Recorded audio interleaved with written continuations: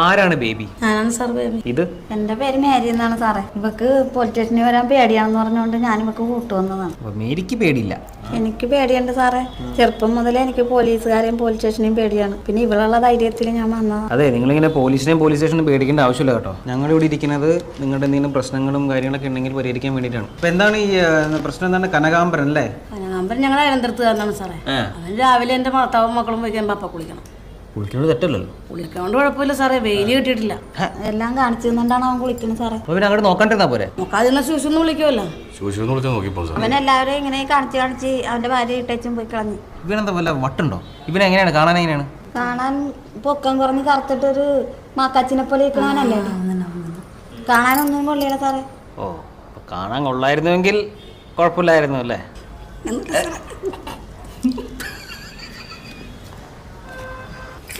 ഓ സാറേ.